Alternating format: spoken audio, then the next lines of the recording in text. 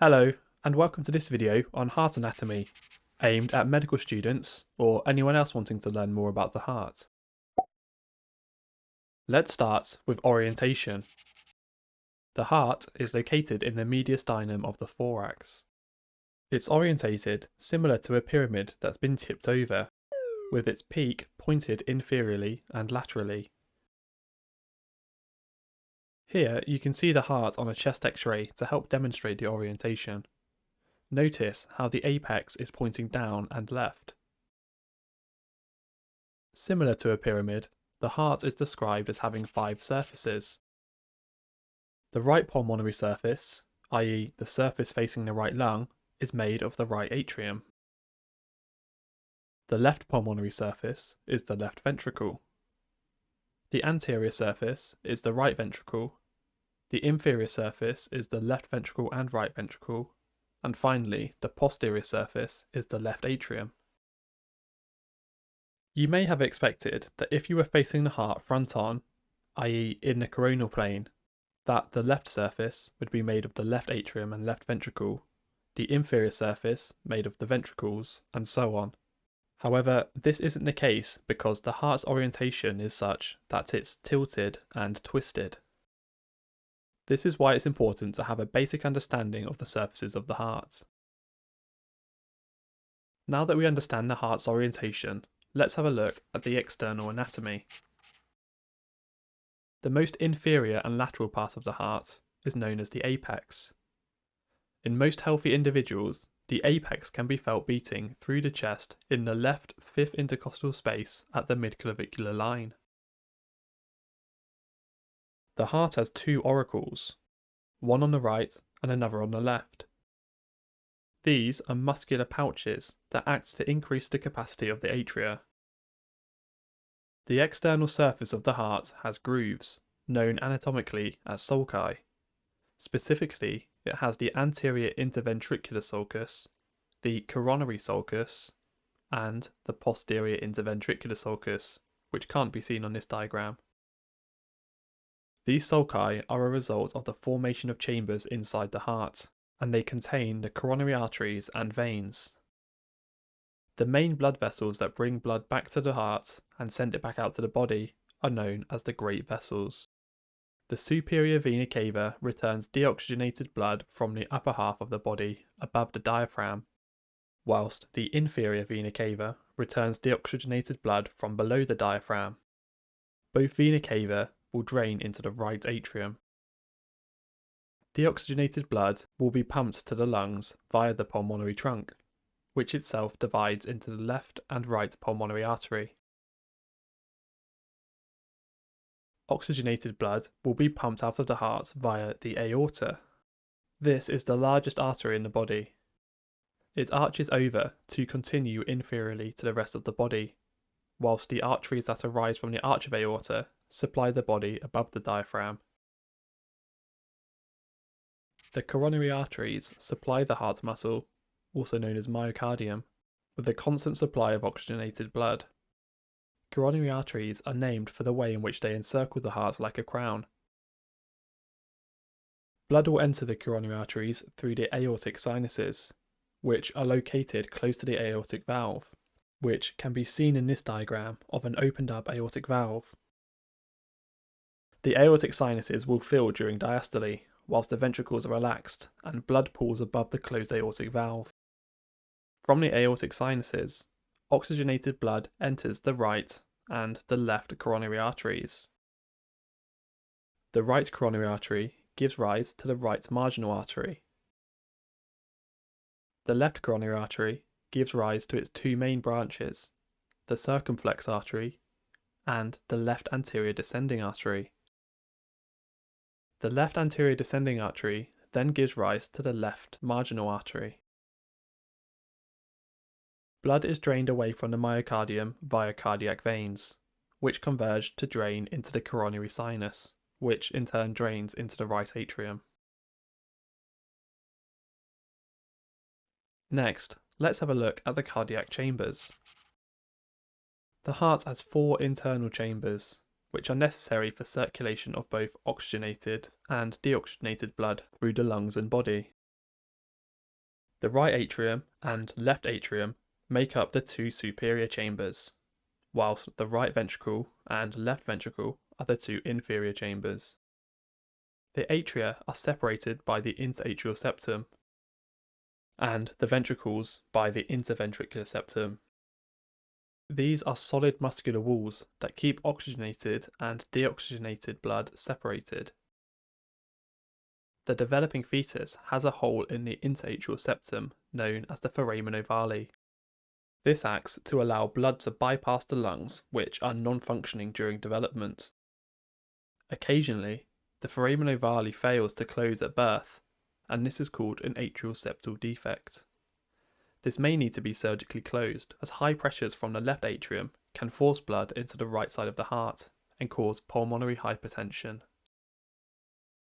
Another remnant from fetal circulation is the ductus arteriosus, whose role in the developing fetus is also to shunt blood away from the pulmonary circulation.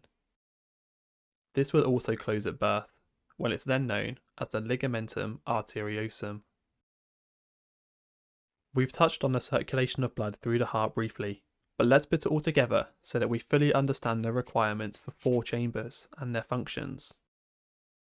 Deoxygenated blood used from the body's tissues is returned to the heart via the vena cava, which, remember, has two branches: the superior vena cava, which drains blood from above the diaphragm, and the inferior vena cava, which drains blood from below the diaphragm. Blood then enters the right atrium, which is then pumped through a one-way valve and into the right ventricle. Don't worry, we'll come back to valves shortly. The right ventricle has a thick muscular wall that pumps the deoxygenated blood into the pulmonary artery and to the lungs. The lungs are responsible for gaseous exchange, where carbon dioxide is removed from the blood and oxygen replenished. The now oxygenated blood then returns to the heart via the pulmonary veins, into the left atrium. The left atrium pumps blood via another one-way valve into the left ventricle. The left ventricle has a thicker muscular wall than the right, as it needs to pump blood out via the aorta to reach the entire body.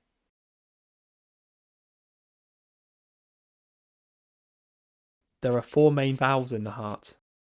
The tricuspid valve separates the right atrium from the right ventricle, whilst the mitral valve separates the left atrium from the left ventricle. These are known as atrioventricular valves. There is also a valve in the aorta and another in the pulmonary artery, known together as the semilunar valves. The function of all four valves is to allow blood to move in one direction only. For example, the mitral valve will open whilst the left atrium contracts, so blood can fill the left ventricle. But once the left ventricle contracts, the mitral valve will snap shut to prevent any backflow. Similarly, the aortic valve will open when the left ventricle contracts, and then snap shut when the left ventricle relaxes. It is the snapping shut of heart valves that creates the characteristic lub-dub sound that you hear the heart make through a stethoscope. The closing of the atrioventricular valves creates the first heart sound, and the closing of the semilunar valves creates the second heart sound. The tricuspid, aortic, and pulmonary valves each have three leaflets, which are the appendages that arise from the endothelial lining of the blood vessel to create the valve structure. The mitral valve only has two leaflets.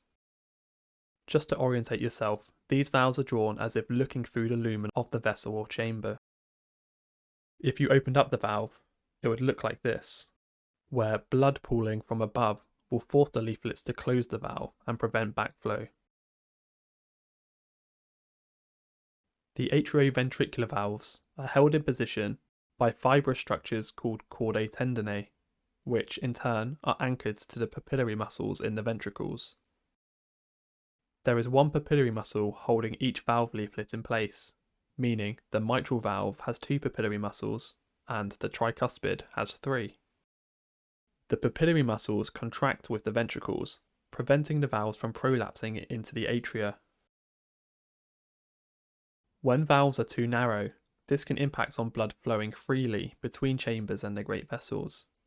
Clinically, this is known as valve stenosis, and can be a result of aging, where valves become calcified and rigid. Conversely, valves that leak can result in backflow. This is known as valve regurgitation. This may be a result of damage to papillary muscles or chordae tendineae, for example, after a heart attack. The heart wall is made of multiple layers. This image is drawn as if looking at the wall side on, demonstrating the three main layers of the heart. The innermost layer is the endocardium. Next is the thickest layer, the myocardium, which contains the musculature that allows the heart to pump. The outermost layer is the pericardium, which is essentially a fluid-filled fibrous sac that surrounds the myocardium and the roots of the great vessels. The pericardium itself has multiple layers. The outer layer is the fibrous pericardium, which is the thickest layer, and is rigid to prevent overfilling of the chambers. The internal layer is the serous pericardium, which functions as a lubricating lining to prevent friction that may be generated whilst the heart contracts. It does this through its two linings, the internal visceral layer and the external parietal layer. These produce a pericardial fluid that sits in between them. Finally, let's have a look at the anatomy that allows for electrical conduction through the heart. The wave of electrical conduction that initiates myocardial contraction originates from the sinoatrial node. This is a group of specialized pacemaker cells located in the upper wall of the right atrium. Electricity spreads from the sinoatrial node across both atria and reaches the atrioventricular node, which, as its name suggests, is located between the atria and ventricles. The atrioventricular node delays the conduction before allowing it to pass down the bundle of His. The bundle of His is essentially a continuation of specialized cells designed for electrical conduction. The bundle of His divides into the right and left bundle branches, which in turn give rise to the Purkinje fibers, which spread across the ventricles to further carry the electrical signal. The result of all this conduction is atrial contraction, followed by a small pause, then ventricular contraction. If you want to understand electrical conduction of the heart in more detail, please feel free to watch my ECG videos. Thanks for watching this video on heart anatomy. See you next time.